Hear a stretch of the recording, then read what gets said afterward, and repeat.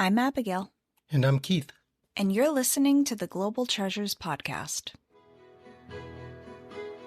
We'll cover different World Heritage Sites each episode. These sites have been identified as having outstanding universal value. Because they have cultural and/or natural significance that is so exceptional that it transcends national boundaries and is of importance to present and future generations. There are 1,199 sites in 168 countries across the world, with more being added every year. We'll spend each episode exploring the history, legends, travel tips, and so much more. Welcome to Season 2, where we'll explore the 45 sites that UNESCO added in 1979. In this episode, Keith and I will be introducing you to Dinosaur Provincial Park in Canada. Canada is the second largest country in the world, only after Russia. It covers 3.8 million square miles and has the world's longest international border. Situated in the heart of Alberta's barren Badlands, Dinosaur Provincial Park is an 18,000-acre wonderland of stark beauty and staggering paleontological importance. As you begin the 2-hour drive east from Calgary, the landscape gradually sheds its greenness, giving way to a seemingly inhospitable world of sculpted rock formations, deep canyons, and rust-colored spires of rock. Yet, amid this arid expanse, an unlikely oasis weaves its way through the eroded terrain, the lush, shaded, verdant habitat surrounding the Red Deer River Valley. Towering cottonwoods line the riverbanks, their spreading canopies filtering the relentless prairie's sunshine and nurturing an astounding diversity of moisture-loving flora and fauna beneath. This narrow greenbelt corridor creates an ideal microhabitat teeming with bird species like warblers, woodpeckers, and waterfowl on their annual migrations, and is unique in the way it weaves through the Badlands as a belt of life. Moving away from the river, from a distance, the Badlands appear barren and inhospitable. But once you get closer, hardy life clings tenaciously to the cracked earth and hillsides.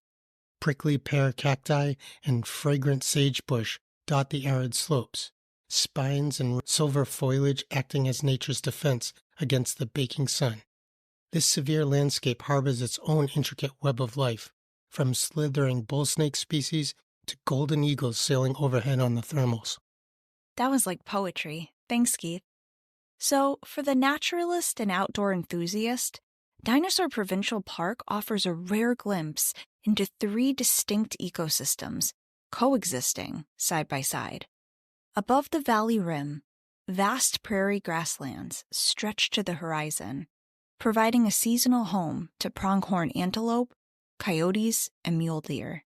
Just below lies the stark Badlands, where life has carved out a foothold despite the punishing heat. While the park's diverse ecology is captivating, this zone is best known for containing some of the most important fossil discoveries ever made from the late Cretaceous period, around 75 million years ago, a time paleontologists refer to as the Age of Reptiles. The sedimentary rock layers exposed in the park's eroded Badlands have yielded a remarkable 58 species of dinosaurs across 34 genera and 10 families. Over 500 fossil specimens have been uncovered here to date, including more than 150 complete dinosaur skeletons, now housed in 30 major museums worldwide. From delicate fern spores to towering carnivores like the Gorgosaurus, the range of fossils preserved in these rocks is staggering. As a scientist, this is exciting stuff for me. There's a lot of us that grew up with a love for dinosaurs. So let's take a look into why this site is so important to the study of this era of Earth's history. While the complete dinosaur skeleton finds are absolutely spectacular, there's more to be excited about.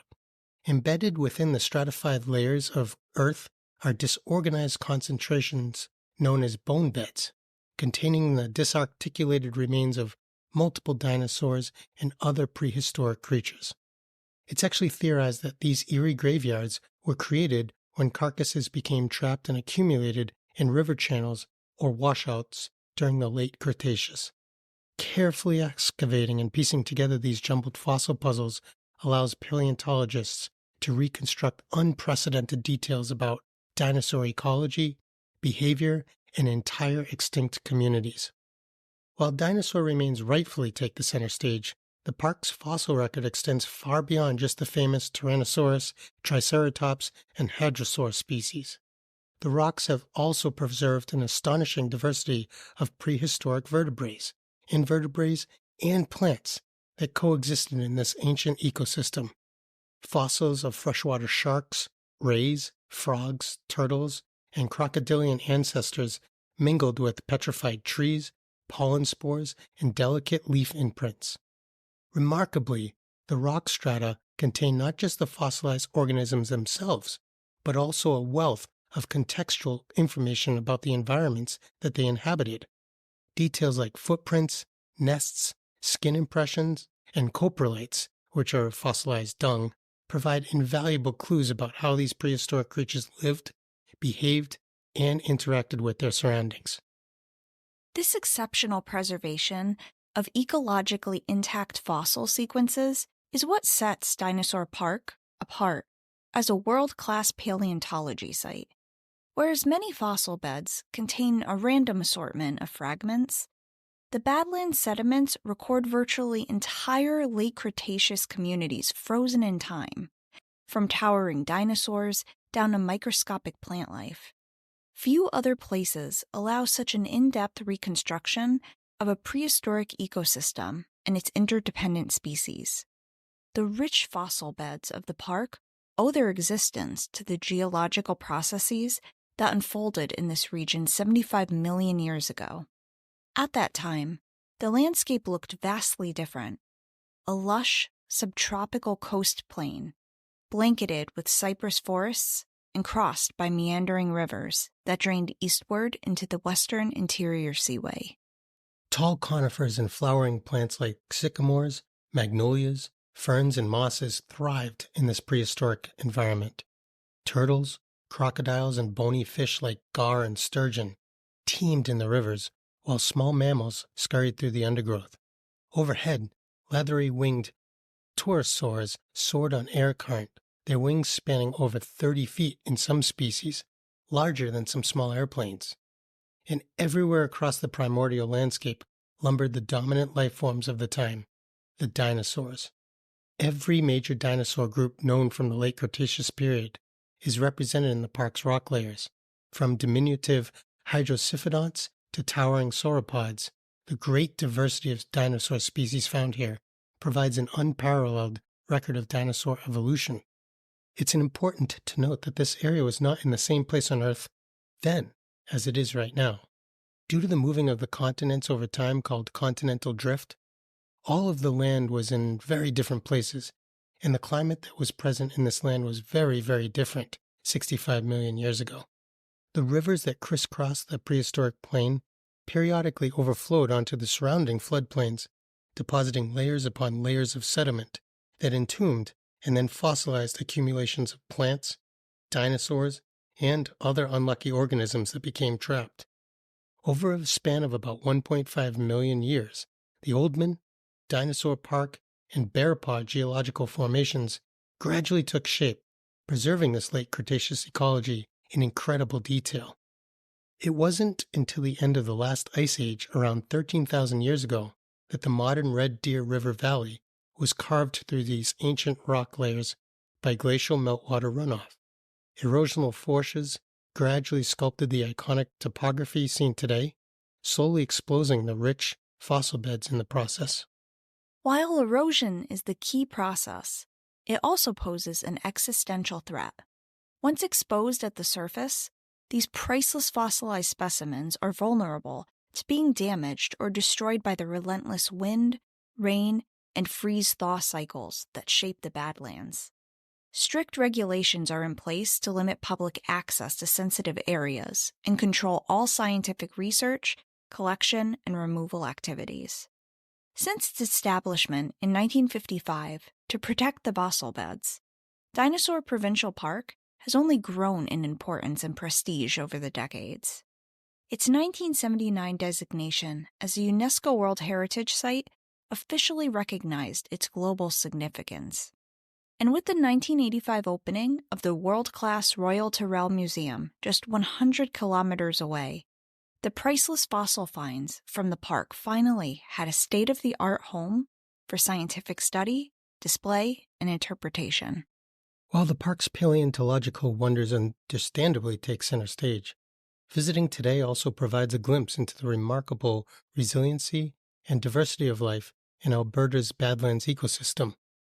As we explore the maintained trails winding through this stark landscape, evidence of the region's hardy inhabitants emerges all around us.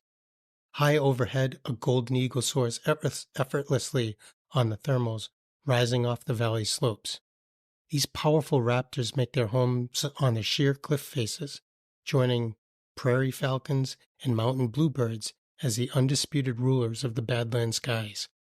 Their keen eyes constantly scan the terrain below for movements betraying potential prey. On the vast prairie grasslands above the valley rim, the distinctive white markings of a pronghorn antelope bound into view. These speedsters, second only to the cheetah in land speed, are ideally adapted to life in the open range. Binoculars may also reveal coyotes loping across the hills or mule deer grazing warily in the distance. Within the arid, eroded badlands themselves, flora and fauna have evolved ingenious strategies for eking out an existence in the harsh, desiccated terrain. Prickly pear cacti and dense, silver-leafed sagebrush shrubs dot these parched slopes, their water-conserving adaptations key to their survival. We can also spot a sinuous bull snake slithering over the rocks, its mottled camouflage rendering it virtually invisible. But it's the lush, riparian zones sticking close to the river's path where life achieves its greatest abundance and diversity in the park. Thick stands of cottonwood and willow trees rise from that thin floodplain, providing shady canopied refuges filled with thickets of saskatoon, rose and blueberry bushes beneath. This fertile belt of green acts as an oasis line across the dry surroundings, harboring a disproportionately high concentration of the park's birds, insects, and other moisture-loving species compared to its incredibly limited area. As we pause along this riverside trail, the rasping trill of an oriole resonates through the cottonwood boughs overhead. Swallows dip and weave skillfully in pursuit of airborne insects emerging in the warm morning air. Below, indigo buntings flit among the tangled undergrowth, while a noisy bevy of cedar waxwings squabbles over the best berries. For the avid birder, late spring and early summer are prime season to see songbirds ride the rivers north on their annual migrations. These linear corridors act as essential refueling stops, provisioning them with insect hatches for sustenance after these long journeys. The main visitor center acts as a gateway into the marvels contained within the Badlands, which I know Abigail will discuss further later on. All right, now some of the fun facts that makes you smarter than your average tourist. And I want to take a step back and just say, I know that sometimes it seems like Keith and I are presenting a lot of history up front, but we think that it's helpful for those who maybe aren't going to take a guided tour but aren't really sure what trails to take, and hopefully this information will be helpful in that regard. So, for starters, the first recorded dinosaur fossil discovered in this region was a skull on August 12, 1884, by Joseph B. Tyrrell. It was actually the first of its species ever found. The largest dinosaurs found in the area are Tyrannosaurus and Edmontosaurus. Tyrannosaurus could weigh up to 10 tons and be 40 feet long, while Edmontosaurus would be up to 14 tons and 45 feet long. There were also supergiant 10 to 20 ton sauropods in this area, but we only know of them from footprints. Unfortunately, no bones have been found yet. The oldest dinosaur found in the area was the Suncor nodosaur. It's estimated to be over 110 million years old. And just to give an insight into how rich this area is for paleontology, the Royal Tyrrell Museum that Abigail mentioned earlier has about 2,500 unprepared specimens in its collection. All right, so let's transition here. Abigail, can you share some information for folks who want to visit the park? I know it is way up there in Canada, but I think that, at least for me, it's now firmly on my must-do list. Sure. So, if you're traveling from a different country, you'll want to fly into Calgary International Airport, which is the third busiest airport in Canada. You'll definitely need to rent a car to get around. The area is really spread out, with the site itself being very removed, so walking and public transportation, they're not options. I also tried searching for rideshare options in the area for the heck of it, and I found nothing. In terms of getting tickets, I recommend registering for tours in advance because they've been known to sell out. Be sure to check the weather the day before your tour is scheduled as well, because they will cancel if there's inclement weather. There are a variety of bus tours, guided hikes, walking tours, and more, all which can be booked on Alberta Park's official website. They run from a few hours long to full-day excursions. This site is prime for anyone who loves camping, hiking, wildlife viewing, canoeing, and kayaking. Birdwatchers, you'll be excited to learn that park interpretive staff offer guided birdwatching hikes during the peak months of May and June. For those wanting a closer look within the park limits, the Visitor Center offers direct views into the park's working fossil preparation lab through large viewing windows and exhibits where you can learn more about dinosaurs and the park in general as well.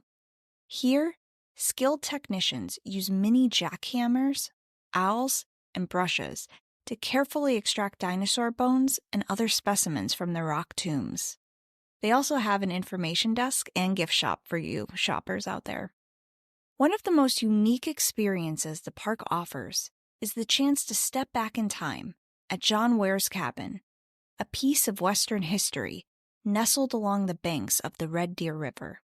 The compact cabin interior immediately transports us to the early 20th century, with its bare wood-paneled walls, simple cot, and wood-burning stove. This was the humble abode of John Ware, an African-American cowboy and rancher who played an instrumental role in Alberta's frontier cattle ranching traditions back in the 1880s to 1890s. No matter which of these excursions you decide to partake in, I'm going to put out a warning that might seem like common sense. Keith and I talked about the wildlife in this park, much of which are so beautiful, but some of which can be dangerous. Please be careful. Be on the lookout for rattlesnakes, black widow spiders, and check yourself for ticks after you hike. Keith and I live in a place that has all of these creatures, so we're used to keeping a hawk eye when hiking, but realize that this might be news to some of you, especially those living in colder climates. Okay, we got it. Keep an eye out for those creepy crawlies. All right. What's the weather like up there? I think we covered a little bit of that. I was surprised. It gets hotter than I expected during the summer. It reaches 80 to 90 degrees Fahrenheit, and it's dry as a bone. Do you like that? It's a pun. Get it? Fossils, dry as a bone? Okay. I've been holding off on the terrible jokes for a few episodes now. Does this mean I get free rein again? No, because you didn't laugh. So anyways, be mindful to bring water and sunscreen, especially if you have a health condition exacerbated by heat and you're going to visit during the summer. Spring can be chilly and rainy, so wear closed-toed shoes like boots. Okay, so this park is pretty much removed from, well, actually almost anything. So just out of curiosity, is there anything else to maybe consider bundling when you're visiting this park? No, not really. Brooks is the closest city, and it's about 40 minutes away, and it doesn't have a whole lot to see. In terms of lodging within the park, one option that's kind of cool is you can rent wall tents that have amenities like mini refrigerators and wall outlets, and it isn't expensive. Also, keep in mind knowing that the nearest town is far, you aren't going to have a whole lot of restaurant options, so bring snacks. If you don't want to stay in the park limits, there are only a couple motels and 1 or 2 chain hotels in the area that I could find. Also, for our listeners who are photography hobbyists, apparently, you can get a view of the northern lights up to 200 nights annually, especially between the months of December and February, so you may want to plan your trip this time of the year to coincide. Yeah, the aurora is just pure magic. All right, Any other tips you want to share? 2, actually. First, wireless internet is available at the campground or cafe, but cell service is notoriously spotty in national parks across North America, Dinosaur Provincial Park being no exception. We've covered stories in the past episodes of folks who got stuck in emergency situations with no way to Google information they needed because they couldn't access the internet. Also, make sure you go on the park website before hiking the trails to check out the chart that breaks down how difficult and accessible trails are for novice hikers or those with physical disabilities. Again, you may want to download it or print it out before you arrive in case you can't access Wi-Fi. All right, that's a super helpful tip. All right, so let's transition to your favorite part, myths, legends, and conspiracies. I know we were talking a bit about this before recording, so I'm interested to see in which direction you go here. So I just have one to focus on today that I thought was super interesting, and it's around dinosaur deniers. And before I jump in, I want to start by being clear that I'm not taking a side, and I want to keep this podcast generally neutral, as I think people have the right to believe what they want. So, for those who have not heard of it, or them, dinosaur deniers, often who are also creationists, believe that those fossils you're seeing in the park aren't dinosaur fossils. So, for some backstory, creationists believe the biblical story of creation, that in 6 days, God generated heaven, the earth, the planets, and all living creatures and plants on the earth. They believe since evolution would require sedimentation, which takes millions of years, there can't be fossils because they should have rotted away or been consumed by scavengers before sediments could build up and get buried. Per the book of Genesis, they argue, dinosaurs were or could have been created by God just thousands of years ago, and fossil evidence of dinosaurs that go back to 65 million years ago or earlier were planted by Satan to cause disbelief and a lack of faith. Many say dinosaurs didn't make it on a Noah's Ark because it wasn't big enough. So ultimately, dinosaur deniers believe dinosaurs are a hoax, which are meant to undermine Christianity and make companies lots of money by selling fake fossils to unsuspecting families and tourists. That part's curious to me because I'm pretty sure no one's gotten rich selling fossils, but okay. Well, out of all the ones that you've done, that one fascinates me probably the most. All right, so in my research, it sounded like this is a very controlled area that's mostly off limits to anyone that isn't doing the actual research. Could you go into some of the issues or challenges faced in keeping this site intact? I know that this area is almost untouched by humans, so that's encouraging. What else can we know?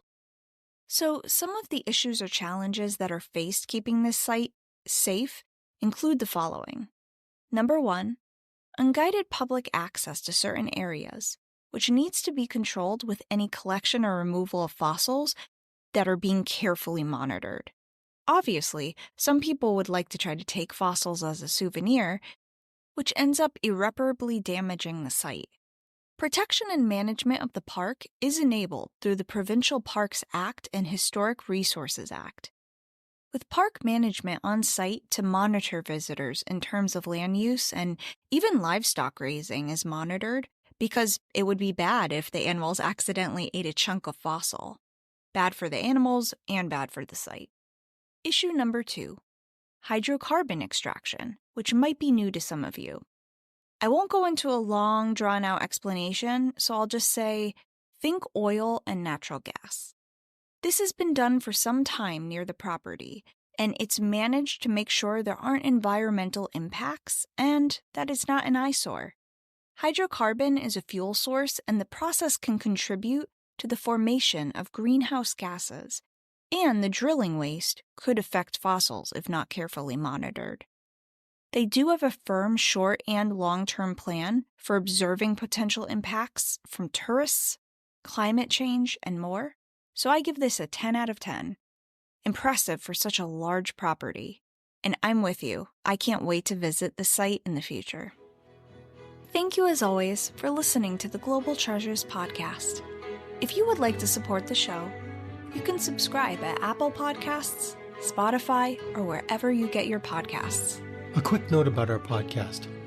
Abigail and I truly believe in what we're doing to spread the word of these UNESCO sites and simply love sharing this with you. If you also think this is important, I'm sure that you do, consider leaving us a 5-star written review with a message saying why. This helps others who may not even know about these UNESCO sites find this podcast and learn about these treasures. It also lets providers know that people find value in what we're doing here. So thank you. We know it takes time to write these, and we value each and every single one of them.